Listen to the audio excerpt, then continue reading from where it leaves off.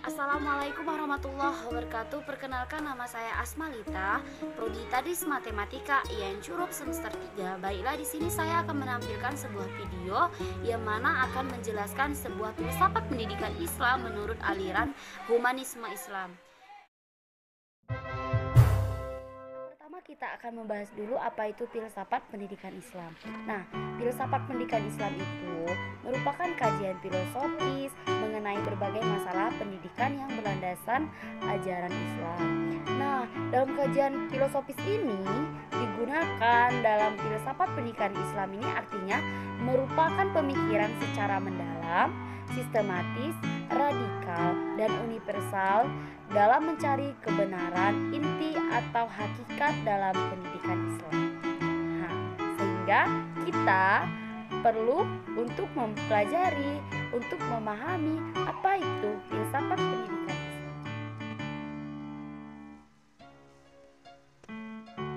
Kemudian sebelum kita melanjutkan dan mendalami materi ini, kita akan membahas dulu tentang penegasan istilah. Pertama itu pendidikan. Pendidikan adalah proses pengubahan sikap dan tata laku seseorang atau kelompok orang untuk usaha mendewasakan manusia melalui upaya pengajaran dan pelatihan. Itu dalam KBBI ya. Kemudian ada humanisme. Nah, yang mana artinya humanisme dalam kamus KBBI adalah orang yang mendambakan dan memperjuangkan terwujudnya pergaulan hidup yang lebih baik berdasarkan asas peri kemanusiaan, pengabdi kepentingan sesama umat manusia. Dan humanisme sendiri menurut KBBI adalah aliran yang bertujuan untuk menghidupkan rasa peri kemanusiaan dan mencita-citakan pergaulan hidup yang lebih baik, atau aliran yang menganggap manusia sebagai umat manusia. Kemudian yang ketiga adalah Islam. Menurut KBBI, Islam adalah agama yang diajarkan oleh Nabi Muhammad SAW berpedoman pada kitab suci Al-Quran yang diturunkan ke dunia melalui wahyu Allah Subhanahu wa Ta'ala. Kemudian pendidikan humanis. Istilah humanis sendiri berasal dari kata Latin humanitas atau pendidik manusia. Dalam bahasa Yunani disebut paideia, pendidikan yang didukung oleh manusia-manusia yang hendak menempatkan seni liberal dijadikan materi atau sarana umatnya, kata Zainal. Kemudian ada humanisme religius. Nah, dalam sebuah humanisme religius, agama dimaknai secara fungsional. Fungsional agama ialah untuk melayani kebutuhan personal atau kelompok sosial. Namun kendalanya agama sering terjebak pada aspek formalitas sehingga sulit menjalankan fungsi ini. Kemudian humanisme religius ini adalah untuk membentuk manusia yang memiliki agama lebih baik, kemudian untuk mengajarkan manusia lebih baik, mengajarkan dan memberi patokan manusia melalui agama Islam, sehingga terbentuklah humanisme yang religius, manusia yang mengetahui agama yang baik. Kemudian ada konsep humanis dalam Islam. Sebagai sebuah agama, Islam merupakan pedoman dan tuntunan bagi umat manusia untuk menjalani kehidupan yang di dalam terkandung ajaran mengenai bagaimana manusia menjalani kehidupannya di dunia maupun di akhirat. Islam yang demikian disebut sebagai agama sehingga agama meliputi seluruh dimensi kehidupan. Nah, dalam hal ini secara substansial, ajaran Islam berisi tentang tuntunan bagi manusia untuk memperoleh keselamatan dan kebahagiaan hidup, baik di dunia maupun di akhirat. Sedangkan secara fungsional, Islam memiliki visi dan misi pembebasan manusia dari segala bentuk belenggu kemanusiaan. Oleh karena itu, Islam merupakan agama yang menjadikan manusia sebagaimana adanya, atau lebih tepatnya Islam selaras dengan fitrahnya manusia.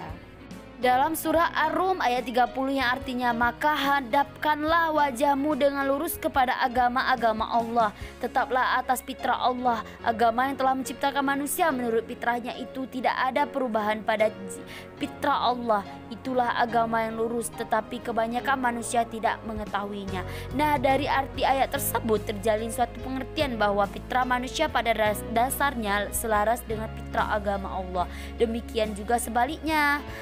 Agama Islam fitrah Allah yang selaras dengan fitrah manusia. Adapun fitrah yang dimaksud ini mengacu pada fitrah manusia, bermakna keadaan asli alami yang dibawa manusia ketika ia lahir.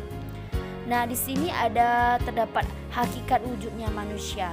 Hakikat wujud manusia pertama adalah manusia sebagai makhluk jasmani dan rohani yang mulia.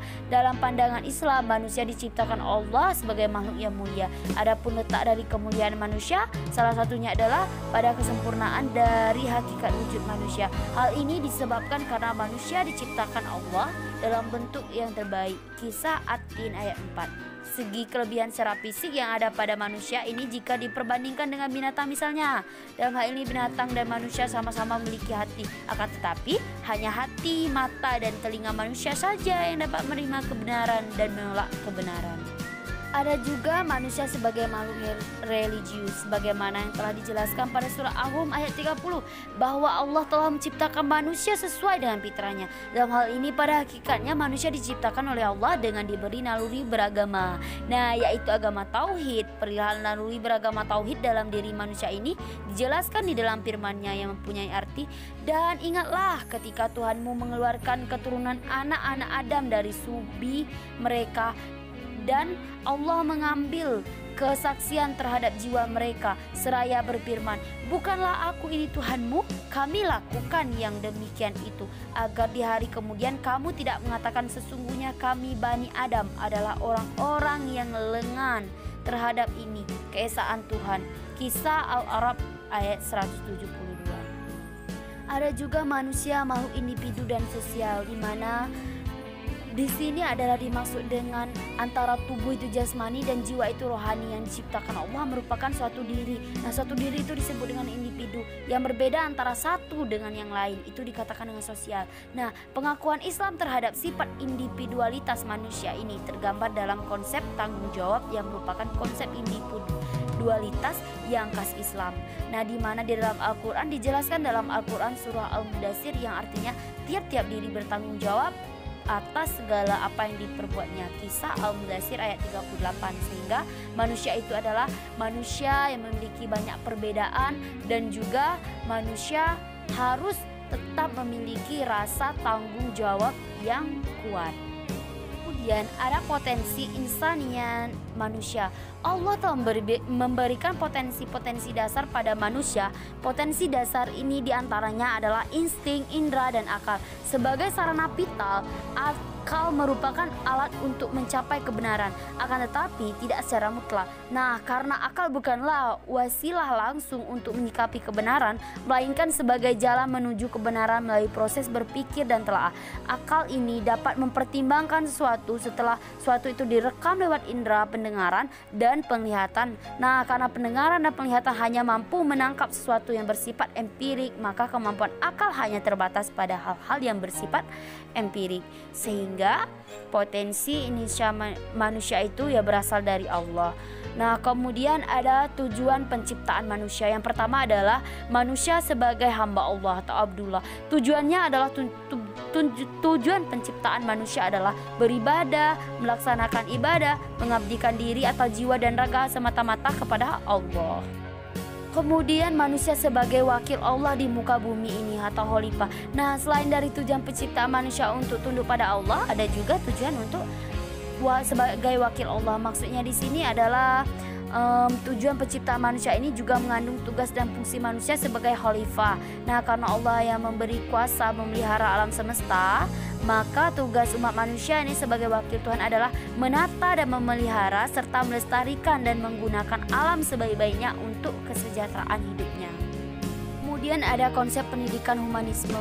Konsep dasar pendidikan ini berkisar pada persoalan faktor mana paling signifikan bagi tumbuhnya kepribadian ideal di antara kondisi asli yang dibawa atau dengan lingkungan. Antara dua faktor ini, pembawaan atau lingkungan. Ada yang mengatakan pembawaan akan memberi faktor pendidikan humanisme, tetapi ada juga faktor lingkungan yang akan mempengaruhi pendidikan humanisme.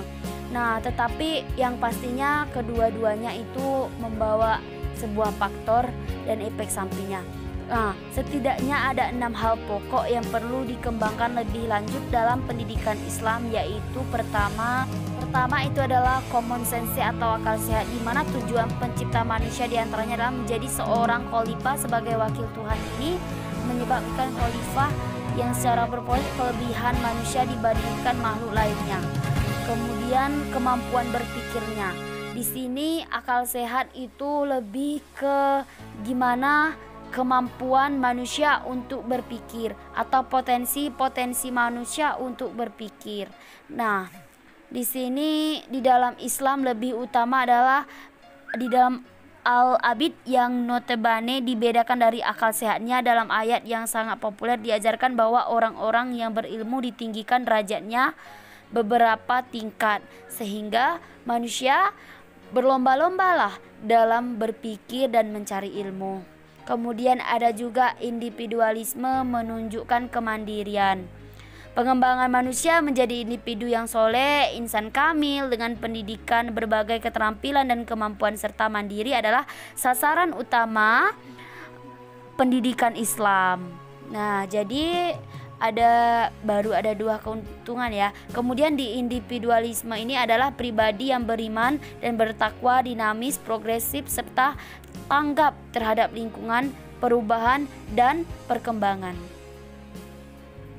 Kemudian yang ketiga lapis folk knowledge, di mana Islam di sini adalah agama yang dengan jelas menempatkan ilmu pengetahuan dalam posisi khusus, karena ilmu merupakan pancaran cahaya kehidupan manusia yang dapat menerangi dan mengarahkan jalan hidup ke arah yang lurus. Karena Allah akan mengangkat manusia yang beriman dan berilmu di antara manusia yang mulia.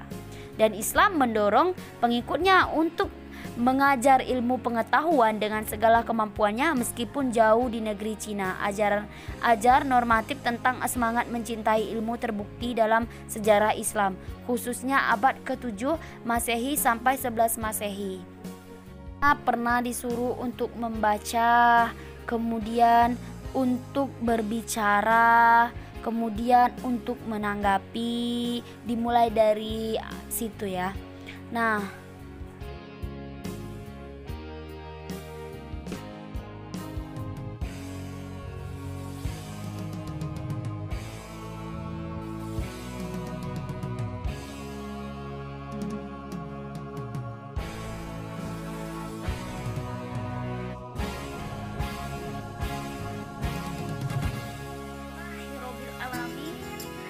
kemudian kita akan menyimpulkan filsafat pendidikan menurut aliran humanisme Islam atau manusia yang beragama Islam atau masyarakat yang ada di dalam Islam. Nah, dari sebuah teori-teori tadi sudah terlihat filsafat pendidikan Islam itu membawa kita untuk mendekatkan kita itu kepada Allah. Kemudian mendekatkan juga rasa tanggung jawab dan kewajiban kita kepada Allah untuk menyadari bahwa kita adalah makhluk ciptaan Allah. Kemudian membawa kita atau memberikan kita pertolongan untuk mendidik, membangun diri sendiri untuk berpikir lebih mendalam dan menyadari bahwa kita adalah sebuah makhluk Allah, dan juga memberikan kebiasaan kepandaian untuk melihat dan memecahkan persoalan-persoalan dalam kehidupan kita sehari-hari. Nah, jadi Islam itu di dalam masyarakat Islam itu luar biasa manfaatnya, dan kita sangat bersyukur berada di dalam agama Islam. Nah, dan juga kita sebagai generasi pemuda harus mengajarkan suatu ilmu-ilmu dalam ilmu Islam, ajaran-ajaran Islam ini kepada adik-adik kita, supaya generasi penerusnya selalu melakukan sesuatu itu sesuai dengan perintah Allah, sesuai dengan ridho Allah. Jadi makanya dari itu dapat kita simpulkan bahwa Islam itu indah. Mungkin itu saja yang dapat saya sampaikan, lebih dan kurang saya mohon maaf. Saya akhiri, wassalamualaikum warahmatullahi wabarakatuh.